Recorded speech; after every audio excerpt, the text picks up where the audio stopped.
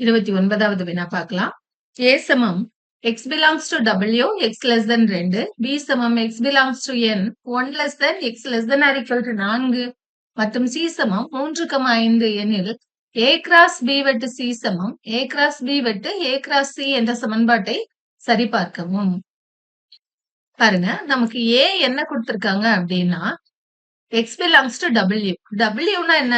முழு எண்கள் இல்லையா? அது 0ல ஆரம்பிக்கும். 0, 1, 2, 3 எக்ஸெட்ரா.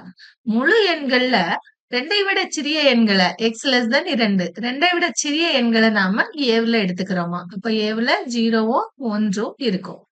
B பாருங்க, B சமம் set of all x belongs to N. Nல என்ன இருக்கும் அப்படின்னா, என்னன்னா இயல் எண்கள் 1, 2, 3 எக்ஸெட்ரா. அதுல 1ஐ விட பெரியதா இருக்கணும் அப்படின்னா 2, 3 அதுக்கப்புறம் இருக்க எண்கள் 4க்கு சமமாவோ 4ஐ விட சிறியதாகவோ இருக்கணும் அப்படின்னா 2, 3, 4. B சமம் 2, 3, 4. கணக்குலயே C கொடுத்திருக்காங்க என்னன்னு 3, 5. நாம என்ன சொல்லணுமா? A கிராஸ் B வெட்டு C சமம் A கிராஸ் B வெட்டு A கிராஸ் Cன்னு சொல்லணும். முதல்ல B வெட்டு C கண்டுபிடிப்போம். Bக்கும் Cக்கும் பொதுவா என்ன இருக்குன்னு பாக்குறீங்க? 3 தான் இருக்கு இல்லையா? அதனால B வெட்டு C சமம் 3. அடுத்து A கிராஸ் B வெட்டு C. Aவுல என்ன இருக்கு பாருங்க? 0வும் 1 இருக்கு.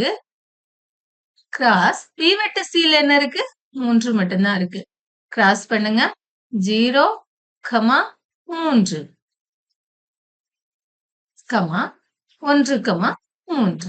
வேற ஏதாவது இருக்கா பாருங்க? இல்ல இல்லையா? இத சமன்பாடு 1ன்னு வச்சுக்கலாம். அடுத்து வலது பக்கம் வாங்க. A கிராஸ் B வேணும் நமக்கு. Aயவும் Bயவும் கிராஸ் பண்றோம். Aவுல 0வும் 1 இருக்கு.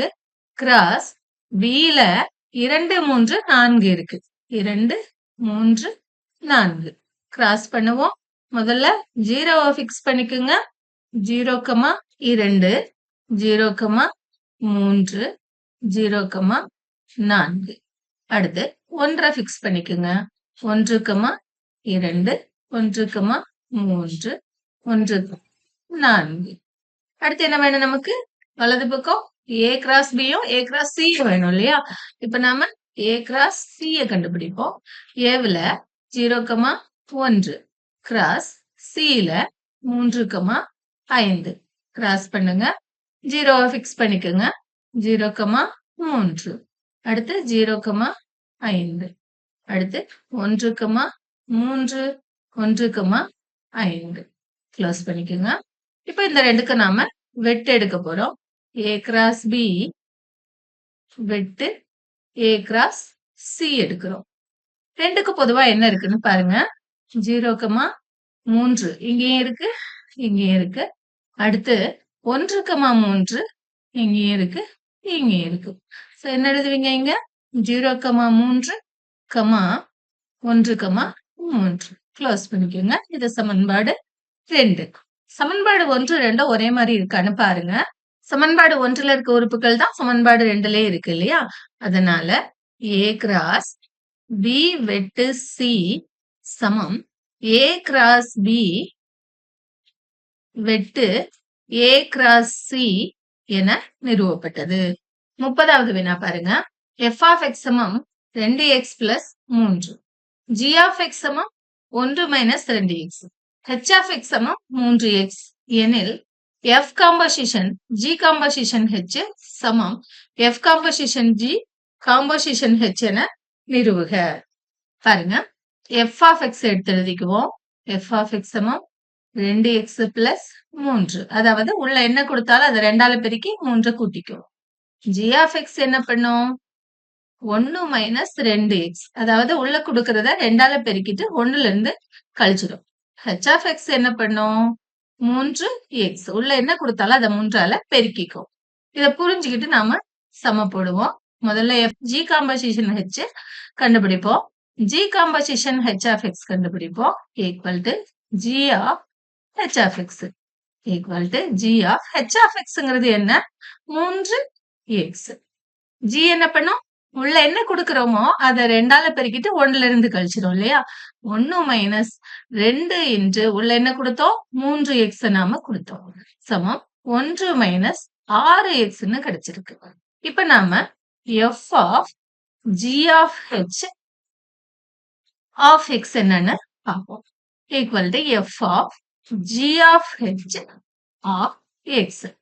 g of h of x நமக்கு தெரியும் இல்லையா? f of g of h of x இங்க கண்டுபிடிச்சு வச்சிருக்கோம். 1 மைனஸ் 6x. f என்ன பண்ணும்? உள்ள என்ன குடுக்குறோமோ அதை 2ஆல பெருக்கிட்டு 3 கூட்டிக்கும். அப்படின்னா உள்ள கொடுத்த 1 மைனஸ் 6x 2ஆல பெருக்கிக்கும். பெருக்கிட்டு 3 கூட்டிக்கும். சிம்பிளிஃபை பண்ணுவோம். 2 மைனஸ் 2ஆல பெருக்குங்க. 2 12x பிளஸ் 3. 2யும் 3யும் கூட்டிக்குங்க. 5 மைனஸ் 12x. அடுத்து வலது பக்கம் வருவோம். நமக்கு என்ன வேணும்? f ஆஃப் g வேணும். f of g of x கண்டுபிடிப்போம். என்ன கிடைக்கும் நமக்கு? f of g of x சமம் f of g of x என்ன? 1 மைனஸ் 2x. அதை இங்க போட்டுக்குங்க. அடுத்து f என்ன பண்ணும்? உள்ள குடுக்கறத 2ஆல பெருக்கிட்டு 3 கூட்டிக்கும். அப்படின்னா 2 இன்டு 1 மைனஸ் 2x பிளஸ் 3. உள்ள பெருக்குங்க. 2 மைனஸ் 4x பிளஸ் 3. சிம்பிளிஃபை பண்ணீங்கன்னா 2 3 5 மைனஸ் 4x. வலது பக்கம் நமக்கு என்ன வேணும்? f of g of h வேணும். f of g of h of x கண்டுபிடிப்போம். Equal to f of g of h of x. h of x என்ன? 3x இல்லையா? f of g of 3x. f of g என்ன பண்ணோம்னா உள்ள x கொடுத்திருக்கோம். அதை 4ஆல பெருக்கி 5ல இருந்து கழிச்சிருச்சு. அப்படின்னா உள்ள கொடுத்த 3x 4ஆல பெருக்கிக்கும் இல்லையா? 4 பெருக்கல் 3x அந்த ஆன்சரை 5ல இருந்து கழிச்சிடும். சமம் 5 மைனஸ் 3 12x. பாருங்க சமன்பாடு 1 எதுனா f of g of h. சமன்பாடு 2 என்னன்னா f of g of h. ரெண்டும் சமமா இருக்கு இல்லையா? 31வது வினா பாருங்க. ஒரு பெருக்கு தொடர் வரிசையில் அடுத்தடுத்த 3 உறுப்புகளின் பெருக்கல் பலன் 27.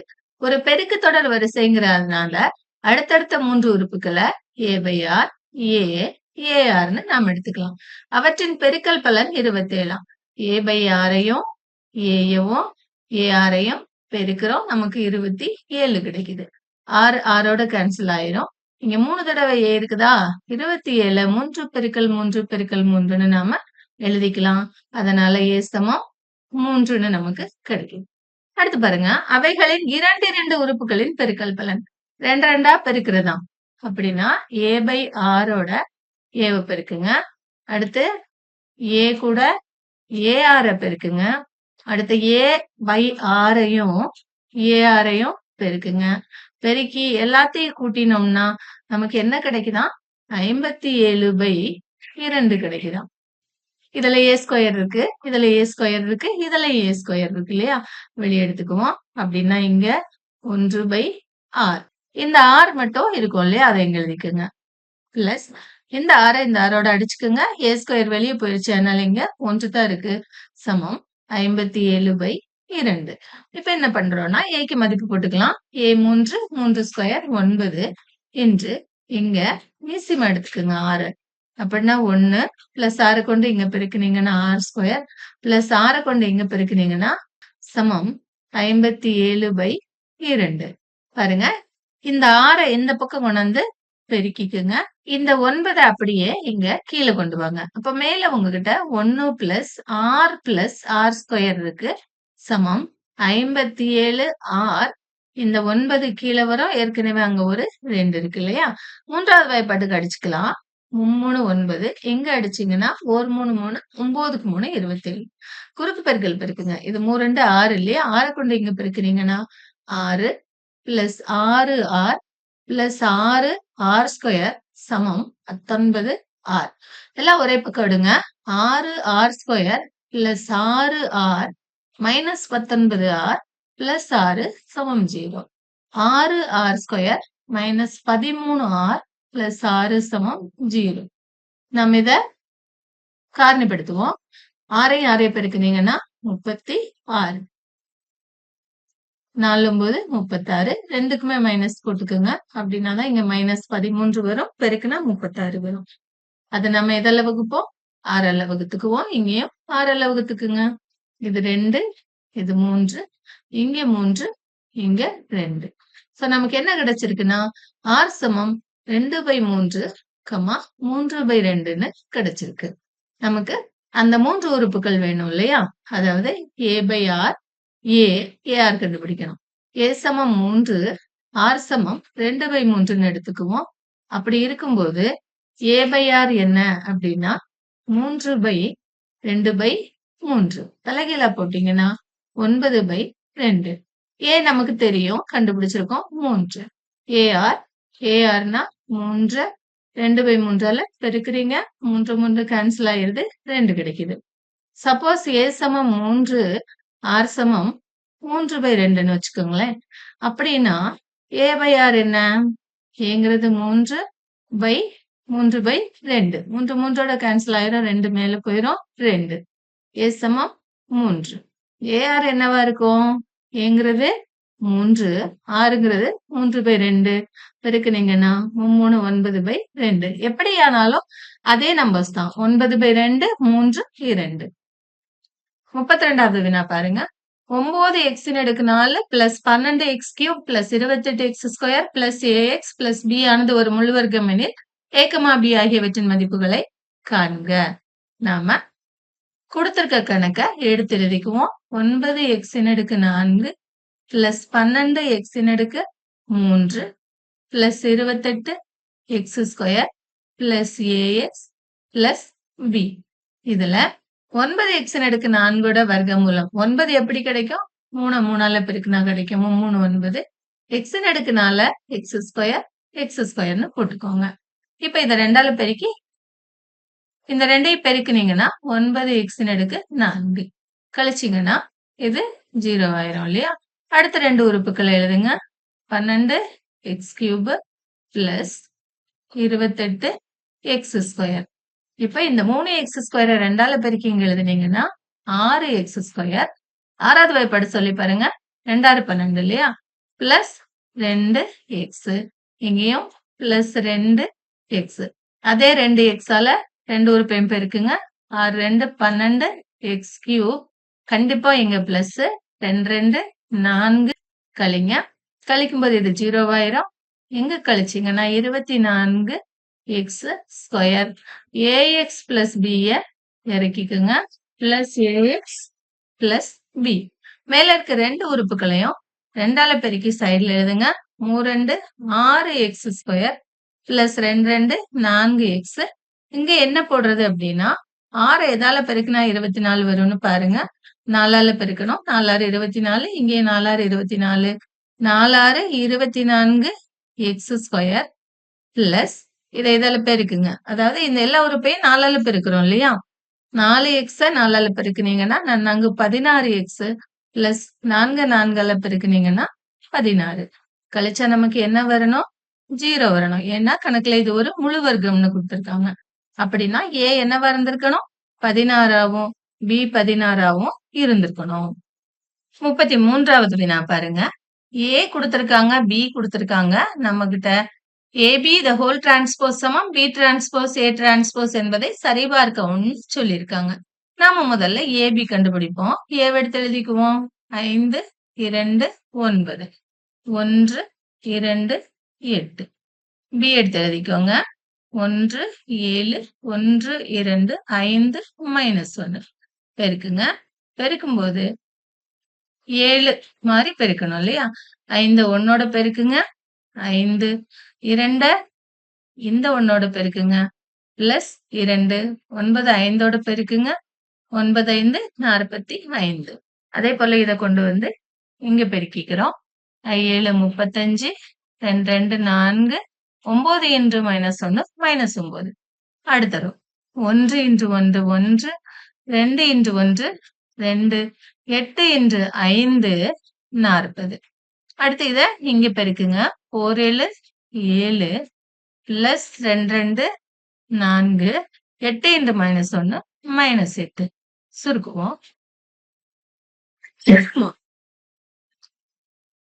சுருக்கணும்னா 5 2 45 கூட்டினீங்கன்னா 52 35 4 39 9 கழிச்சீங்கன்னா 30 40 40 3 43 7 7 4 11ல 8 கழிச்சீங்கன்னா 3. இது ஏபி. நமக்கு ஏபி த ஹோல் டிரான்ஸ்போஸ் வேணும். அப்ப திருப்பினீங்கன்னா 52 30 43 3. அடுத்த லைன்ல நாம வலது பக்கம் பி டிரான்ஸ்போஸ் ஏ டிரான்ஸ்போஸ் வேணும்ல, பி டிரான்ஸ்போஸ் எழுதுவோம். அதாவது பிஏ திருப்பி எழுத போறோம். பிங்க இருக்கு பாருங்க. 1 1 5 7 2 -1 பிஏ திருப்பி எழுதியிருக்கோம். அடுத்து ஏவை திருப்பி எழுதுவோம். ஏ டிரான்ஸ்போஸ் கிடைக்கும். ஏவை திருப்பி எழுதுனீங்கன்னா 5 2 9 1 2 8. நமக்கு என்ன வேணும்? பி டிரான்ஸ்போஸ் ஏ டிரான்ஸ்போஸ் வேணும். 1 1 5 7 2 -1 5 2 9 1 2 8 பெருக்குவோம். 1 × 5 5 1 × 2 2 5 × 9 45 1 × 1 1 2 × 1 2 5 × 8 40. ரெண்டையும் பெருக்கினீங்கன்னா பிளஸ் 4 -1 9 பெருக்கினீங்கன்னா -9.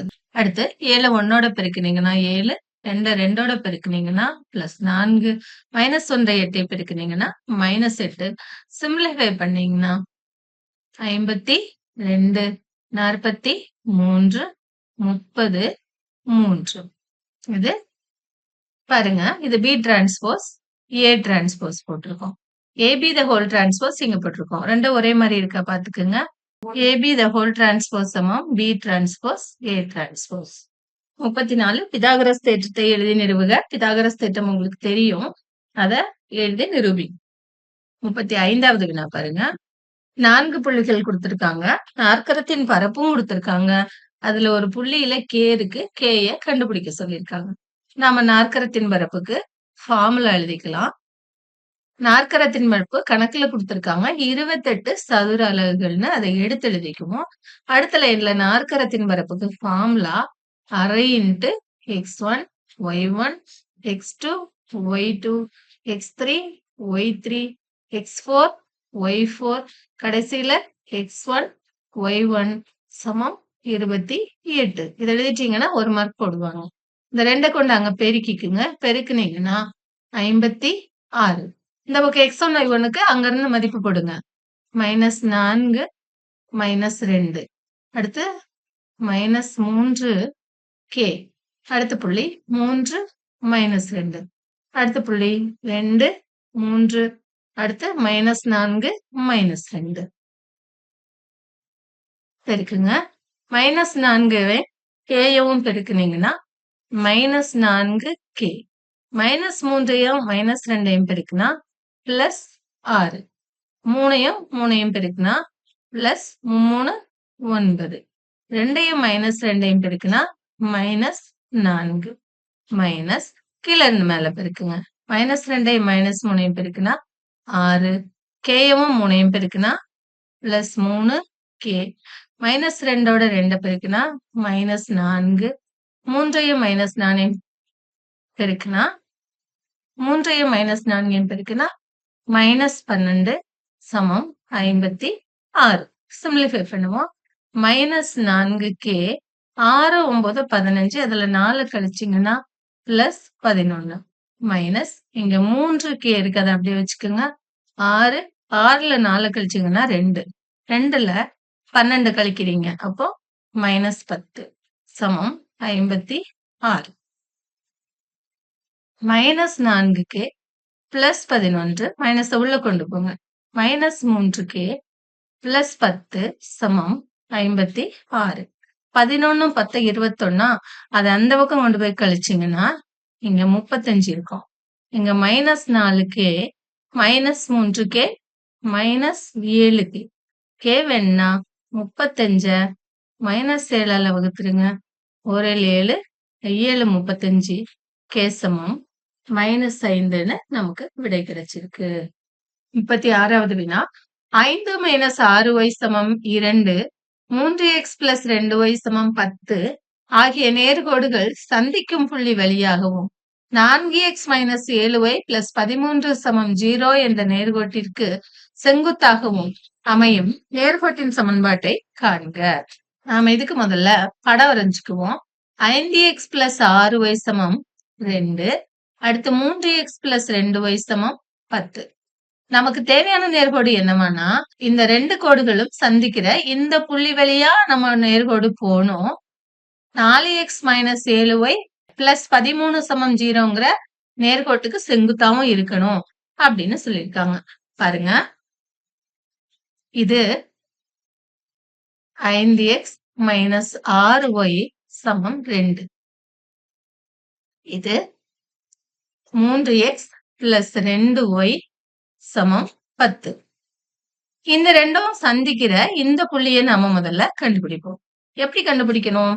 இந்த ரெண்டையும் சால்வ் பண்ணி கண்டுபிடிக்கணும். பாருங்க, இந்த முதல் சமன்பாட 3x + 2y - 10ன்னு எழுதிக்கலாம். சமம் 0.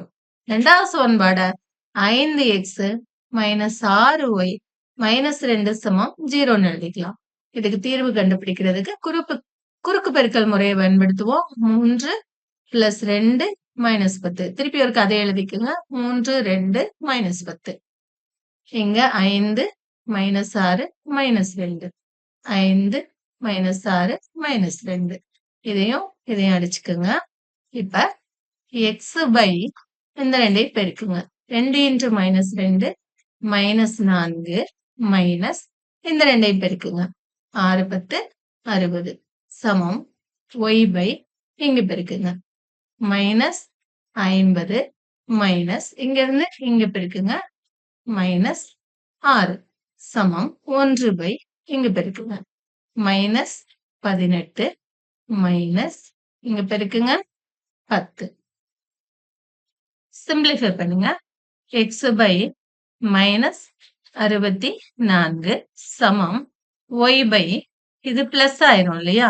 -50 + 6 அப்படின்னா -44 சமம் 1 by -28. x வேணும்னா இந்த 64 கொண்டு இங்க பெருக்குங்க. இந்த ரெண்டையும் எடுத்துக்கிறோம். அப்ப x சமம் -64 by 28. அடிச்சீங்கன்னா இது 3 2 இங்க அடிச்சீங்கன்னா 1 4 மறுபடியும் அடிச்சுக்கலாம். 16 இங்க அடிச்சீங்கன்னா 7. x 16/7. இந்த ரெண்டையும் கம்பேர் பண்ணி y கண்டுபிடிக்கலாம். y சமம் -44 by -28. நான்காவது வாய்ப்பாட்டுக்கு அடிச்சீங்கன்னா இது 11 இது 7 அப்படின்னா 11/7. பாருங்க, இந்த புள்ளியை நம்ம கண்டுபிடிச்சிருக்கோம். என்னன்னு 16/7, 11/7ன்னு நாம கண்டுபிடிச்சிருக்கோம். நமக்கு தேவையான நேர்கோடு இதுதான். இந்த நேர்கோடு இந்த நேர்கோட்டுக்கு செங்குத்து. அதாவது 4x - 7y சமம் 13ங்கிற நேர்கோட்டுக்கு செங்குத்தா இருக்கிற நேர்கோட்டோட சமன்பாடு நமக்கு வேணும். நாம அதனால இதனுடைய சாய்வை கண்டுபிடிச்சு அதுல இருந்து இந்த நேர்கோட்டோட சாய்வை கண்டுபிடிப்போம். 4x - 7y சமம் 13ஓட சாய்வு. சாய்வுக்கு என்ன ஃபார்முலா? -x இன் கெழு by y இன் கெழு சமம் -mன்னு வச்சுக்கலாம். x இன் கெழு x ஓட கெழு என்னன்னு பாத்தீங்கன்னா 4 by y இன் கெழு y இன் கெழு என்ன? -7. அதாவது 4/7. அதனுடைய செங்குத்து கோடு இது பெர்பெண்டிகுலர் கோட்டின் சாய்வு.